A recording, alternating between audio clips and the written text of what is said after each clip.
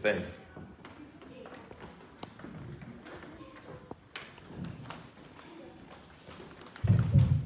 Hi, this is Robert Wood with the San Diego Season of Peace, and we are here right now to talk to former gang members about what peace would look like in and throughout San Diego County.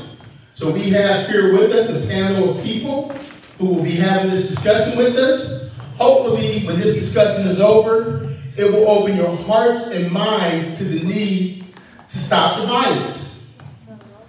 We will start off with introductions of people. So I will pass the mic from each one of these individuals. And I'd like you guys to tell me what your name is, your neighborhood or your former neighborhood, and your reason for participation. My reason for participation is to let the communities throughout San Diego County know, and especially the kids know, that we care. What we're doing right now is a hug to San Diego County from the Season of Peace. So we're hugging you, San Diego. Yes, good evening, everybody. My name is Alvin Hayes, and my old neighborhood was West Coast, and in that neighborhood, my name is Cole Battle. My reason for participating is that I had some growing to do, you know, and it took me 15 years to get that growth in place. And by doing so, I realized that I can be a positive change in my community than being a hinder or menace. So therefore, this is why I'm sitting here right now today, so that I can share my knowledge and my wisdom to those that's willing to listen. We appreciate that. My name is Olga. My neighborhood is Sherman. The reason I'm participating today is to bring the communities together and stop the violence in the neighborhoods. My name is Lorenzo, off of the Vista Prince, former gang member, Reginald. My purpose is here today is to try to reach out to the youth, let them know there's opportunities out there, that people that care about you guys, and some people that things that I didn't have growing up. I'm just trying to give more resources that I didn't have and help out a little bit with the kids and help make a change and make a difference. They call me Ralph, Big Ralph, from the hills. And my main thing is just to come to expose the fallacies of the gang culture and why I feel that people are being duped into it. Nice. So with all those introductions, my name, as I said, is Robert Wood. I am also a former gang member from West Coast 30s, and I'm here for the same reason, to expose some of the fallacies, some of the things that are untruths, some of the truths of what you guys can do, and I want to implore people to have peace, stop the violence, and dream bigger. So now we want to know, in your opinion, what is the main motivation behind gang affiliation? Does anybody want to take that question? Like, what's the main motivation behind it? Well, for me, I can only speak from experience. You know, and when I started in the gang, I was 13 years old. Now, prior to that happening, I was living in a dysfunctional family. You know, where there was verbal, physical abuse and things of that nature, and I didn't feel loved at home. But when I went out into society, out into the neighborhood, and got to running around with the neighborhood kids, certain things got opening up for me, and not in a good way. You know, so I took that through my childhood, my adolescence, all the way up through my teen years, my adulthood. You know, all the way up until I started to make a change for myself. You know, and so my motivation was trying to find that love that I didn't find at the house. You know what I mean? So I went out to the neighborhood, and all of us in that neighborhood had something in common. So we was able to gravitate toward each other and give each other that love that we thought that we needed, but it was that love that wasn't good at all. And I believe that's part of that fallacies and stuff of that nature, because we was believing in something that wasn't real. You know what I mean? So that for me, is personally, you know, that's my opinion, because I lived that.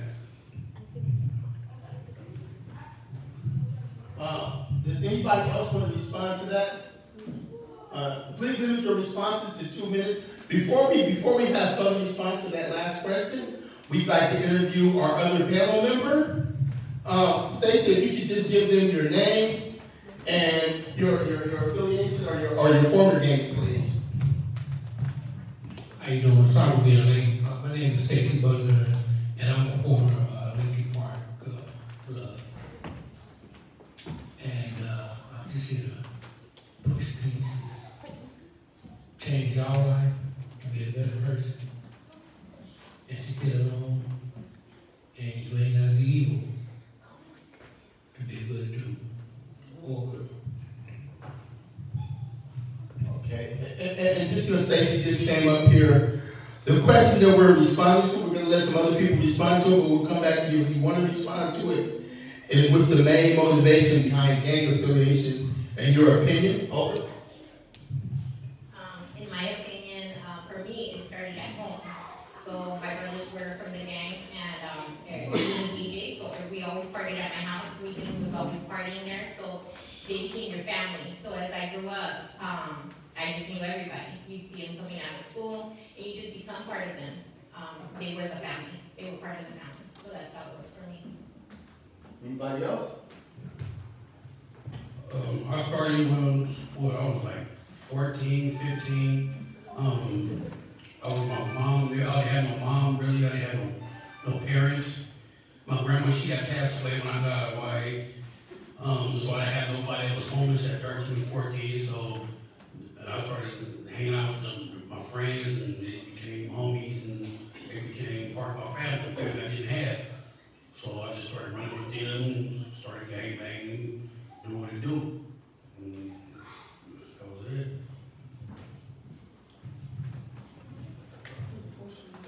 What's the main motivation behind gang affiliation, in your opinion? In my opinion, the main motivation behind gangs is probably indicative of a child who doesn't have a parent and they seek that love. You're looking for a love, but it's a false love. It's a false sense of security, and everybody wants to be secure. The main thing that got me was that I knew that I never needed a gang, but the gang lifestyle is full of disloyalty, and we're looking for loyalty. See, you told the good things about getting rich and having fun and doing petty crimes or whatever, but you never told the other side. You never told the other side. And give me 10 seconds, I'm gonna tell you a quick one. I had got home, some friends of mine had robbed a little kid. The kid was 16 years old, they took his bus pass. I was fresh out, I just did 8 years. I had no idea what was going on, but the little kid pointed me out. It turned out to be false identification, but the words that I heard later on was, he knew the rules was dangerous before he took it. He knew where he was at, he knew who he was with. And so I'm supposed to accept it like that. And that's why I tell you that gangs is a false loyalty. Stacey, would you like to respond to that? What is in your opinion, what's the main motivation behind gang affiliation?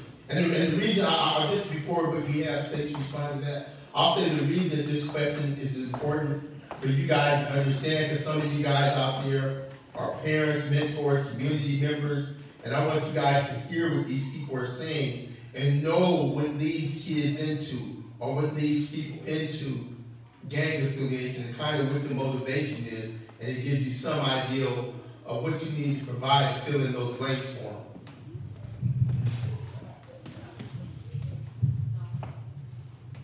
You know, when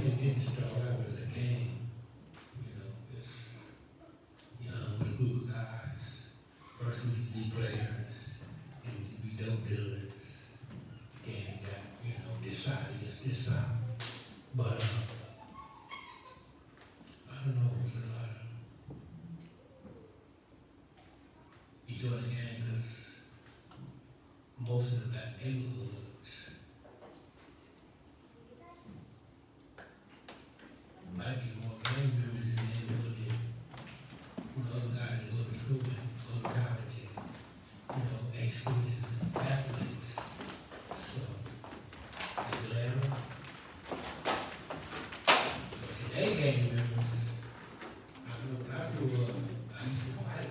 We used to fight, but we used to be cool after we fought. So, it's a new day. I started gaming in 1978. We had love with each other. They game, they don't love each other. You don't agree against you, but he wants to love you because you're supposed to go to war. So I got stuck. Single parent. My dad died when I was 1, so I didn't have a dad. The kid that had a dad, he didn't cross the street. My mom was at work, so I could cross the street. So, you get caught up in a lot of stuff that kids don't get caught up into. And, in reality, we used to be in the gangs in San Diego, we gotta talk about the cocaine, crack cocaine. That put in our neighborhood. Before the crack cocaine, we had an all-black neighborhood. Everybody went to work. Everybody went to the island. Gas and electric. So, a lot of different stuff goes on. Everybody talk about it. So, we ain't had kids, we just get drunk and get crazy and turned up and whatever you call it, and do something stupid on that night. But then we sit in the jailhouse, it's a whole other subject. And like you brother say, you know, like go to jail, they glorify jail. Oh, we made wine, we had one on the yard, and you know, they didn't tell you. When you call home, your mama died, they didn't tell you how hard it was being in a cell, you couldn't go nowhere. So they don't tell you the whole pie. It ain't just one thing to the violence, to the gang violence. And you know, we gotta be really smart kids. Cause we don't have to gangbang. You don't have to be a killer to be that dude. You don't have to be in a gang to be that dude. So you gotta be smart. Thank you.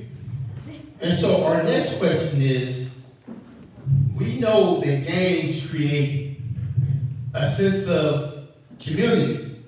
For me, being a part of a gang created a sense of community. That would be what I would say to that question is, what's the main motivation behind gang affiliation in your opinion? For me, it was a sense of community, a sense of brotherhood with fellow gang members. And so what I'd like to ask you guys up here on the panel is, how do we take that sense of community and utilize it to affect positive change? And I'd like to ask you guys to limit your answers to 2 minutes or less, please, so that we can give everybody a chance to respond and wants to respond, and go to the next question. Anybody?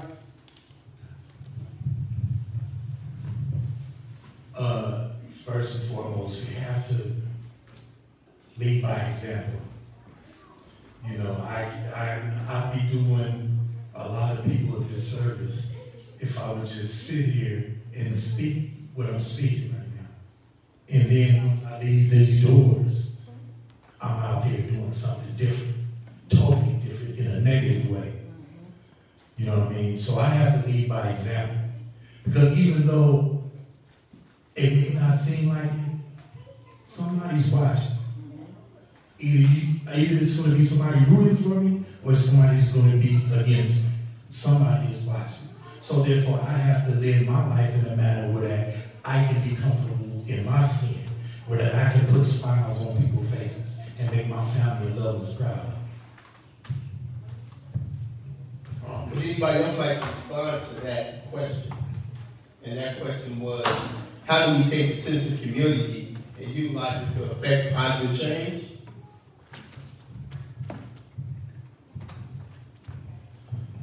The way I feel about it is that when you sit there and you talk about community, shoot, I don't know too many gang people, members that don't even know the definition of community.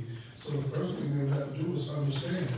And then you gotta look for empathy and understanding. So to take what did you say? A sense of community. To have a sense of community, they have a sense of community within their own gang. But the thing about it, they're only getting half of what the gang life is about. And I think that's the biggest part of it, though. getting the hard part. You're not getting the smell of these jails, the smell of prisons. You're not being told everything. So to get them a sense of community, you have to give them a definition of what a community is in the game. Then take the game principles that they've already developed, and then try to give examples of how they can utilize that to the main society. That's how I feel about it. Anybody else want to respond to that about the sense of community?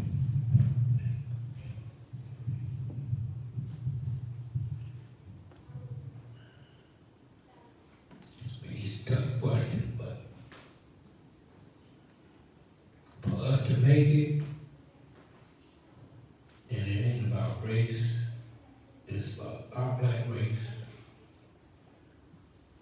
We got to get along.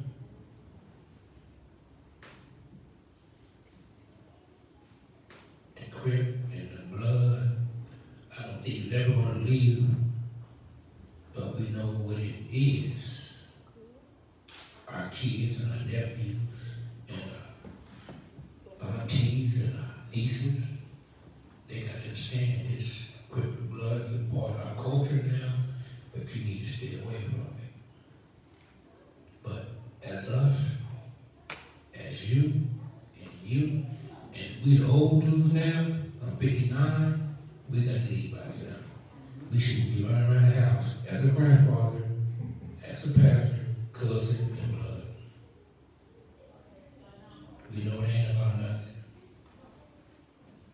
So, we need help, yes. We need to come together, yes.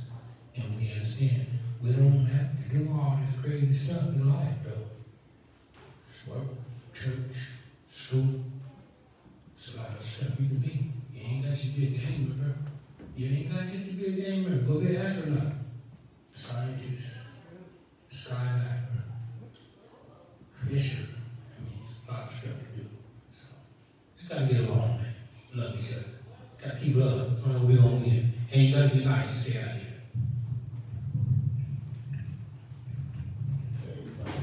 Response to that. Now we'll go on to the next question. And that question is the reason that we're here, really. And that question is, why do you feel that peace is important in these communities?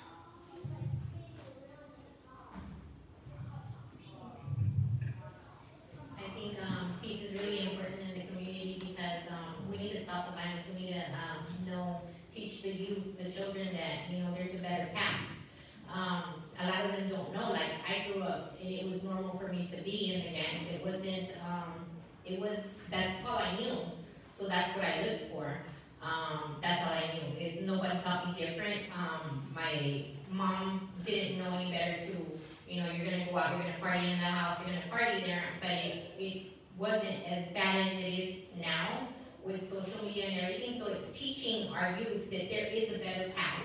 It's showing them that we have better things to do and giving them something better to do, like opening up, what Bishop Bowser does right now, and journaling with the youth, letting them know that there's a better path and there's better stuff for them to do. Give them something to do instead of them being in the streets. Keep them proactive, find out, dig deep and find out what's going on with them so you can help them out. And no judgment, just keeping them straight on the path and being there for them. Anybody else want to respond to that? Why do you feel that peace is important in this community?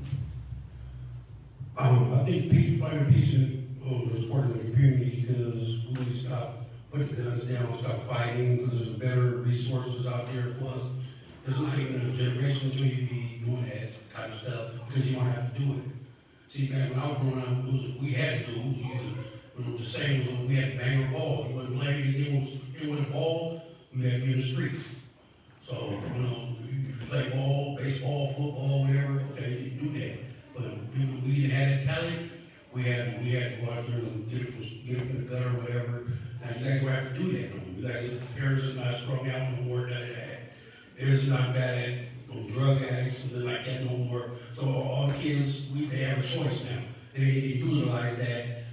We're here to show them that there's other choices where I'm stepping in the pothole, I can help them miss the pothole.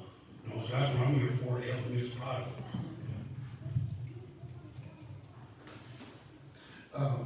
Peace is important for your grandmother, your grandfather, your uncle, your niece, your nephew, your son, your daughter, your mother, your father. Without peace, you know, it's a lot of stress. It's a stressful world. So to me, if we don't teach them what peace is and how peace feels, and I think that's what it is, or that a lot of people don't know, of our youth don't know what peace really feels like. And to teach them peace, so then they will understand everything when their grandmother's sitting there walking, you know, even though you might not know her, that people go and walk with her, walk with your mother, you know, and that's what community peace is.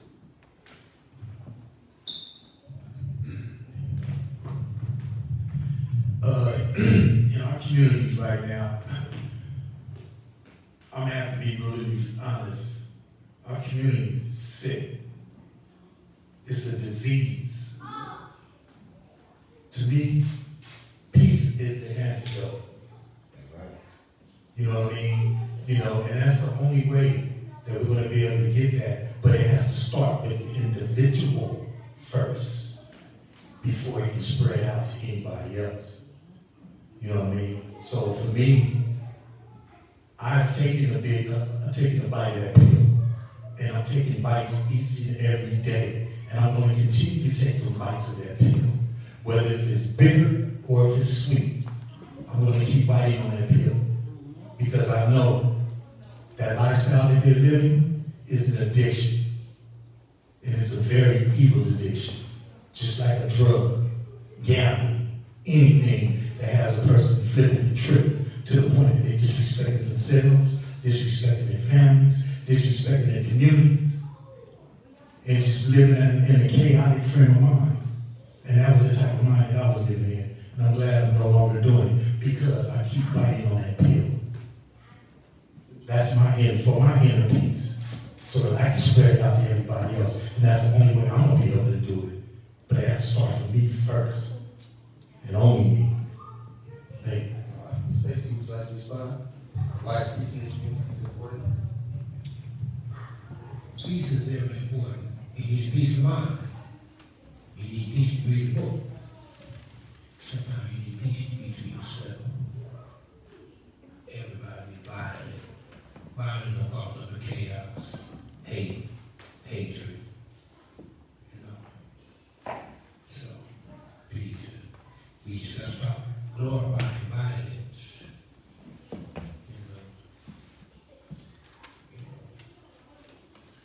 But you know, when you're in a world where it is what it is, but we can always come together, be peaceful. How you say, you know? Just wake up in the morning, just, you know, don't have bad thoughts. Don't think bad things. Don't think about gangbanging. Everybody thinks the same way. With peace, we're gonna have peace. You know, I was in the gang. I want peace.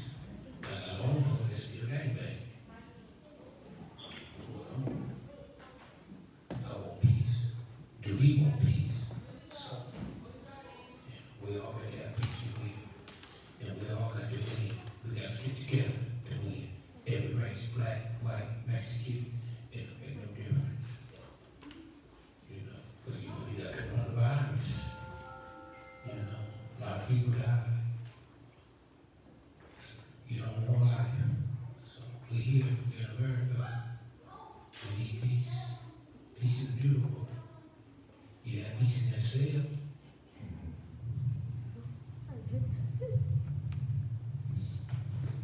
And so, I think that just like all these individuals said, peace is very important. With peace comes the opportunity to prosper. Peace gives you an opportunity for prosperity. Peace gives you an opportunity to think, opportunities to train for jobs, opportunities to go to college. Peace creates opportunities for us to sit down, learn, and know better so that things will go better. Peace is important. My next question to you guys is, what would you tell your community if you knew that in the community, that deep down beneath the surface, everybody really wanted peace, which is a secret? I mean, this is kind of like a fantasy question almost.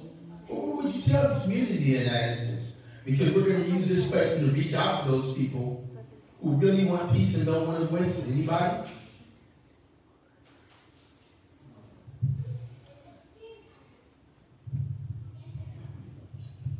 I would tell the community to speak up, because if you don't speak up and you don't have a voice, nobody knows. Nobody knows what's going on, or it's just silence, even though people know, and when one person speaks up, the rest of the community speaks up.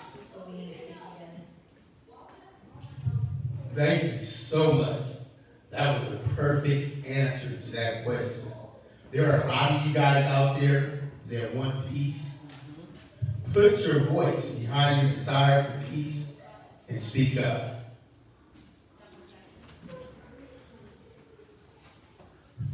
So, this is the question now, panel. What's the importance of saving community now in regards to the children and youth's opportunity to be successful in the future? So how can Save Communities give children and young people the opportunity to succeed? For one, with that, they'll be able to go to certain areas without fear of being hurt or worse.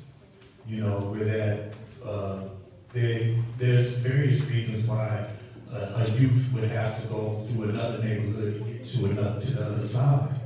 You know, and to do that ducking and dodging and hoping no bullets hit them, that's not the way to live. You know, so if they're able to, in a safer community, able to travel in peace, then that would be the betterment for everybody. Thank you. Anybody else want to respond to that one? Okay, we will go on to the next one. What opportunities need to be extended to young men and women in underserved communities to create viable alternatives to violence? So, does anybody want to speak to that? What are some of the opportunities? Some of the opportunities, back when I was a kid, they had this program called the Reggie program. And what it was is that we were kids, like 15, I think it'd be like 15 months ago, before you was able to go to work. Yeah, before you could work though. So you sit there and when you sit there and you work, if you meet a lot of people, you're able to sit there to deal with other people's personalities. And then they eventually are phasing that out, eventually. But as long as they're at work, they can't be on the street. And going back to the peace one that you talked about, and one thing that we all keep forgetting about is God. And the one thing I learned about God and culture is that we don't ever talk about God. We don't discuss the repercussions of what God would think. When we think about what home we think about it, we'll never think about what God thinks.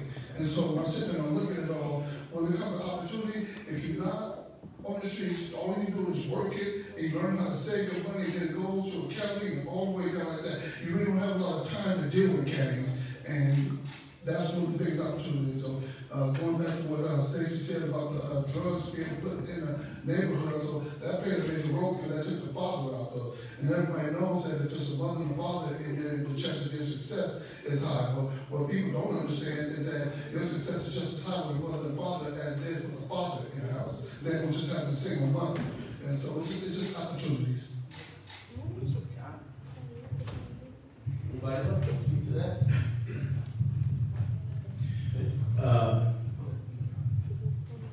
There was a time where that, you know, I grew up in the 60s. You know, I grew up in the 60s and 70s, and there was in my opinion, there was a lot of family unity amongst the community.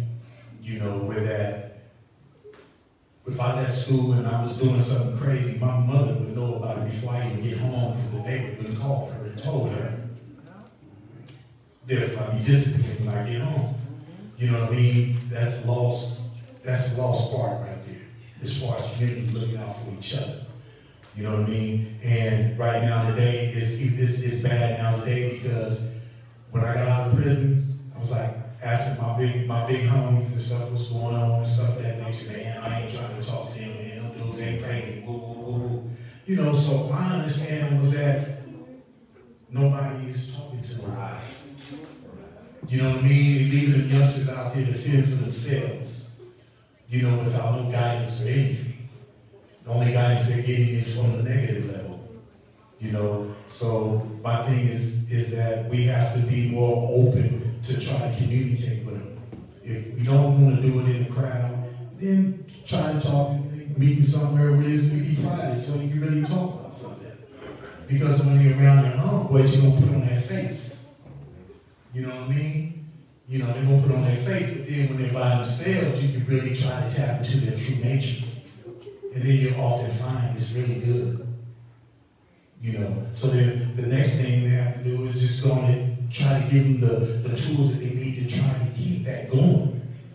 Even after you leave the conversation. And that's the hard part. That's where the rubber really going to meet the road. Because once they get it back to where their partners is at, are they going to continue to keep going, you know, in the opposite direction? Or are they going to stay where they are? That's what the rubber going to meet the road. I'll say she wanted to respond to that. And once again, say the question, what opportunity need to be extended to young men and women in underserved communities to create alternative providers? To our community, certain things we need to do. Yeah, like what are the opportunities like? Jobs. Jobs, period. Okay. And, you know, from kindergarten, our kids, any kids, from kindergarten, first grade, elementary, junior high, to high school. You don't mention nothing about you want to be a gang member. You mention you want to be this, you want to be that. So you need to stay focused on what you want to be at a young age. Don't jump in the game at 15, 16 years old. Don't do your career then. You want to do the game at 50 and then retire this baby. Then you can try it out. But yeah, we all need to be productive. We need, our community need to be productive. Our kids need to learn how to work at 5 years old, maybe 6 years old. Know how to build a house, know how to cut grass, know how to save your money. So we just need to go back to the basics. Like, we need coaches. We talk about Dion, but we don't have no baseball coaches. I like baseball. We got a lot of baseball field in our community, but I don't see no baseball. So, you know, back to the basics. Everybody need exercise. The kids need exercise. Put the exercise down. Read, learn how to love. And everybody got to work to live. After 18, you need to learn how to get up every morning, go to work, take care of your business. And if you live with your families, take care of your family. And so some people work, and they don't say, well, they got to take care of not only you, but you also got to take care of your mother, your family members, your brother. You know, it's a lot of stuff we can do. You know, gang is just a gang. We just can't let it take over our neighborhood. That's all. A gang membership dictate what goes on in our neighborhood. That's all. People, their gangs ain't going nowhere, so we can talk about it all we want to talk about. But we need to be 90 working, 10% of the knuckleheads. Thank you. Those were very good responses to that question. And so now we are coming to this one. And the reason this is one of the very last questions is because this is the most important question. I haven't seen anybody who has the exact answer to this yet, of course, in the community, we're all working on it. How can we engage young people in a way that best resonates with them about the issue of genocide? Because when you see these gangs, usually within the gangs, they kill people of the same race, the same culture, in the same neighborhood. And so these gangs are very genocidal. You're wiping out each other. You're shrinking the neighborhoods. You're reducing the voting rolls. So how do we talk to kids in a way that best resonates with them about the issue of genocide? As American citizens, we're genociding each other. As people in San Diego, we're genociding each other. It's just genocide all the way around. And how do we talk to these gangs about that? Or to these young people, not just our gangs, but just the young people, period. Gang, when you kill a black gang, you kill your people. Period. We never land. The coast, in the heart. I think it's more Mexicans than blacks. Well, I mean, what they would do, yeah. But gangs, it's been around our neighborhood too long. 59 years old. So dudes that's been in the game, when I start this game, we're gonna go 60 to 40. And you lead by example.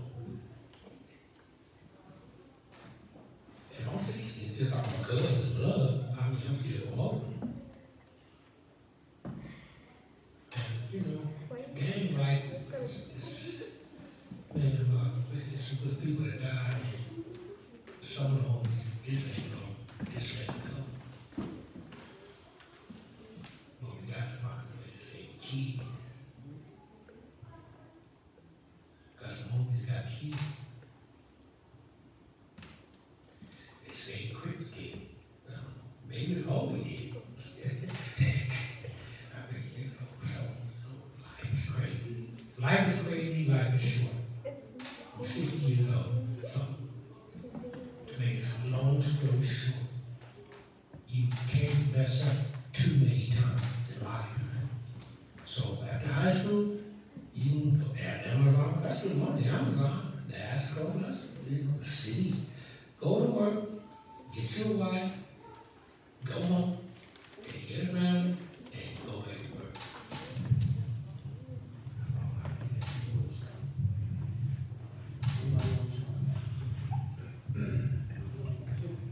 The question is, how can we engage young people in a way that best resonates with them about the issue of genocide? Best answer to that is love each other, like Stacy said, and respect each other, and just watch each other's back. And just, you can't keep killing each other, because sometimes it's gonna have to end just like every war did. You know, like Vietnam War ended, or Iraqi War ended. Sometimes this war got in. You know, black on brown, black on black, and brown on brown. It's got to get somewhere. Because you can keep killing and still ain't gonna bring your people back. You're gonna be either dead or you're gonna be under jail or prison for. People still ain't here. They still ain't here. You still now you mad. Your people still in the grave. Now what? You stuck. So it's not working. You gotta stop killing. You gotta let the war end. Let it go. I mean, it's not like it was. It's not even that serious. I mean, I got homies like I got homies. They ain't gonna let it go either. But hey, you gotta let it go sometimes. You gotta let it go.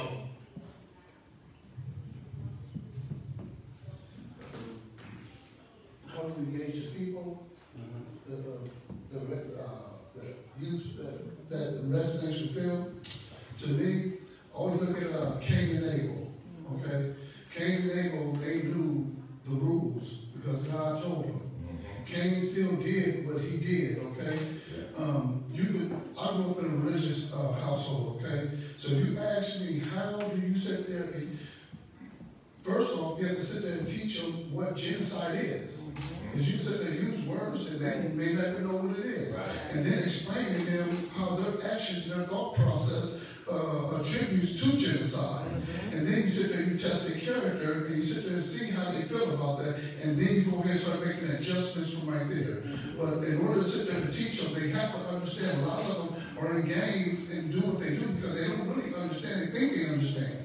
But it's up to us to teach them how to understand. So what I'm saying is that we have to come at a different way of trying to get kids out of this type of lifestyle. Meaning, could I ask you real briefly for you to explain genocide to our audience? Right. okay, well, genocide is an annihilation of a whole people and culture just because of who they are. But like I said, if we teach them and get them to understand and ask, hey, do you really want to be a part of this? Is this what you was raised? Is this what you was bred for? Is you want to sit there and you want to hurt? You want to destroy your community? It goes so much deeper though. To me, I always think differently. I always think outside the box. And if you want to sit there and conquer the gang mentality, I have a lot of ideas, but I think differently. And a lot of it comes from the media. It comes from our music. Yeah. You know, so between the media and music, and without no type of explanation on how to deal with it, then we're not going to be able to do it. Because a lot of us are just who we are. Yeah. And so from there right there, we just got to teach them how just to keep who they are under wraps. Let's try to keep it down. Okay, that's who you are, but let's just try to just keep it down. Does it make sense to you? Like, Yes, keep it in the bottle. You know? You're the incredible hope, don't turn green. Exactly. That's exactly it. Don't turn Right. Anybody else? Wanted to ask a question about but one of the things that I was thinking about, and thank you, every one of you, fantastic, great wisdom, knowledge, and understanding of what you provide here to our community. One of the things, you know, I went to a few weeks ago, went to visit Randy Graves, one of our homeless students. He had life, and his sentence was turned over to 25, and he's going to work on that. But when I visited him, we were talking. There were some thoughts that some things he said made me think about what we're dealing with in the community. And one of the things he said is that, you know, when you're in federal prison, he's in federal prison, when you're going out in those yards and they know you're a real one and they see that gray, they want you, right, to be one of those leaders or shot callers, whatever you want to call them. And so on. Those are some things that he was dealing with while he was in prison. And it made me think about some things. And one of the things I thought about is a lot of times our self-talk or what we say as elders. Because one of the things I like what you said, my brother, is talk about teach, right? Teaching our younger generation. And one of the thoughts that came to my mind is that many times we think that the younger generation will not listen to us, right? That's what we think. Sorry. Thank you, Bobby. Face the camera. But so many times we think that because those thoughts are planted in our mind. You know, I remember homeboy Cuckoo one time was telling us, Albert was saying that, hey, you know, they can see us as old guys, right? I think that's true when we're not doing what Alvin was saying, right? Building that relationship with them, getting out there, and like some stuff, get out there and talk to them, right? And when you build those relationships, they know every single one of you are OGs. They know, you know, all they got to do is call somebody, and that they know and talk to somebody. I get that all the time because I've been on the streets a long time.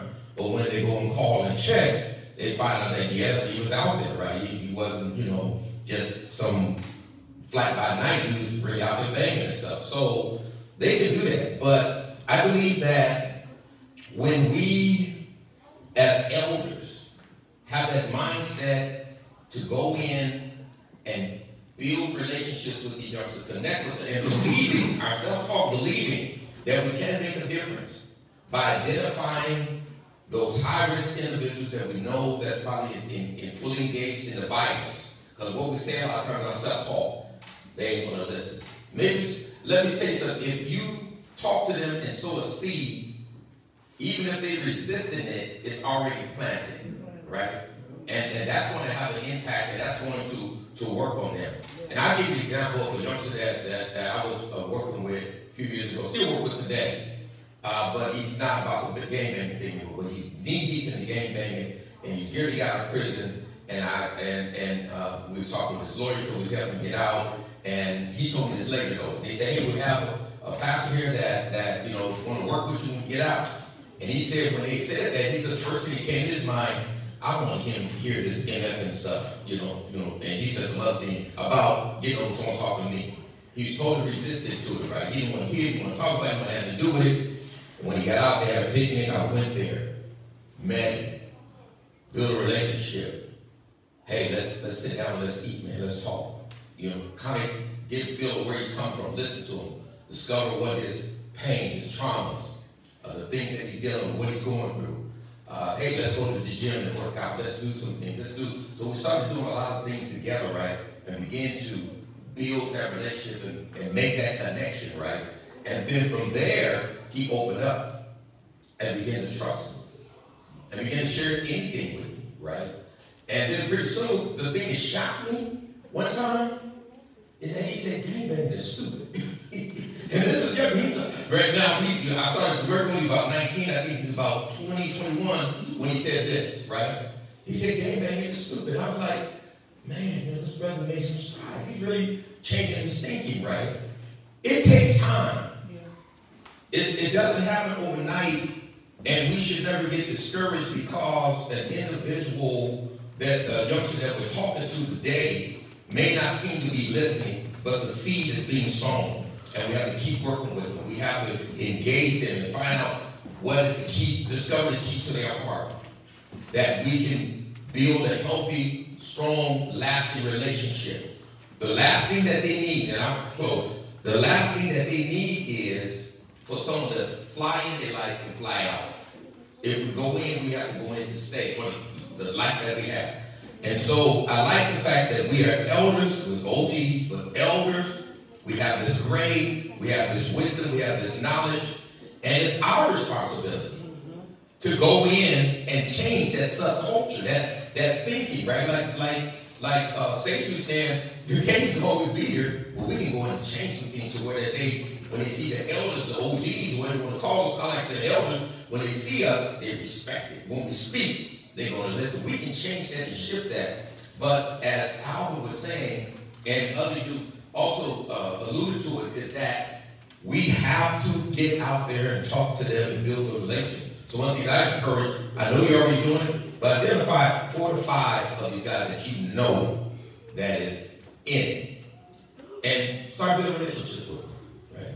Whether it's a barbecue or just whatever way you can make a connection with these individuals, start talking to them, start reaching out to them, and you'll find that it makes a world of a difference with that individual. And if they're one of the main players over there, you most definitely take a bite out of the violence that's happening in our community. If everyone is doing it. I'll take this thought. Bishop, I want to expand on something what you said. Go ahead. The one thing that was so important is what you said is that you're not too old. Like they look at us and say, I can sit there and I can go old and then I'll stop. You don't have to wait this long. You can stop at 21. You can stop at 19. You can stop younger. You don't have to. You're smarter than us. That's why you just tell us you're smarter. It's just like athletes. There's athletes who have done so much, boxing champions. And it took them to be 32 years old. But it took this one kid, 19 years old, to become a champion. That's, you're never too early to stop. That's right. That's right. That's right. Thank you. Yeah. But that's what I wanted to say. It's just that, we really have to engage and really connect. And the thing I wanted to is put in us, probably there, but we are the ones. We can do it. All of us, the OGs, the ones that back in the 70s started this stuff, they gave this stuff, we're the ones that can do this and reach down to the younger generation. But we just, as I was saying, we got to get out there and do it. I mean, we're not in a tough body. Take the rappers. They got all this jewelry, tons of money, they broke a strip club, they act like they're gangster, and they ain't been in the street because you had to go to the talent show.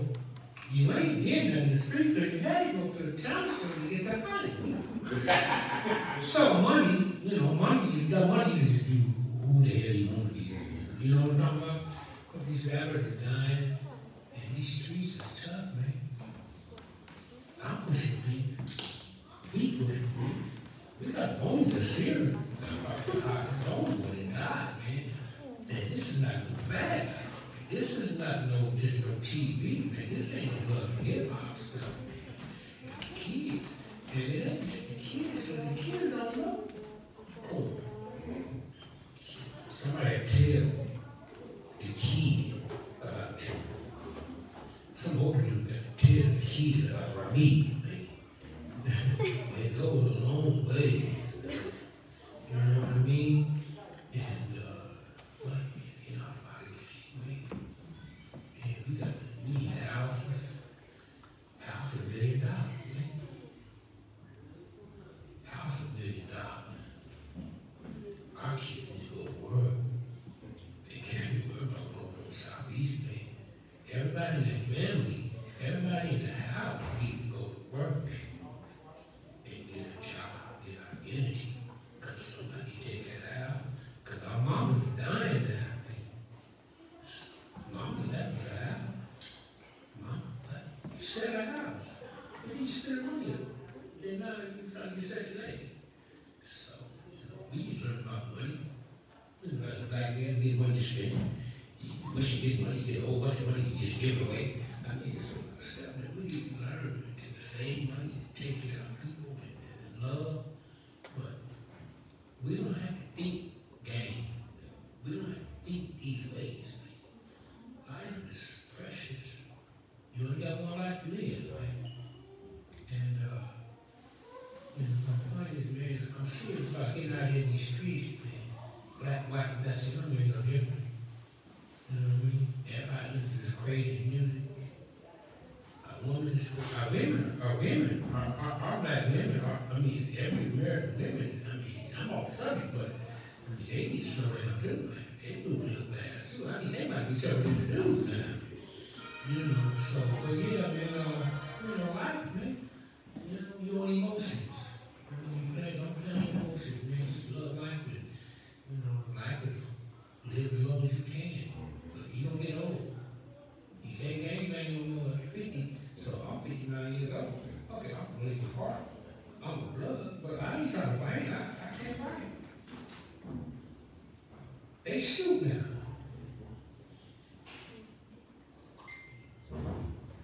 I'm not a shooter. Nobody should be a shooter. But, it's about love. It don't make no difference. Black, white, Mexican, we all listen to the crazy music. We all sing, we all bleed. It's just keep love, make sure we can get. The more it's peaceful, the more we will be better off. Peace. Thank you, bro. Appreciate it. Does anybody else have any final thoughts? Okay, no other final thoughts. So I want to thank everybody for participating. I want to thank the people that are watching, the media people that came out. Certified Outreach for hosting this. And we will see you guys later. Remember, reach out, talk to them. This is a hug of the community from the season of peace. We love you guys. We look forward to continuing the level of peace that we have at least. And we look forward to seeing lots of success and opportunity based on that. Thank you. God bless you.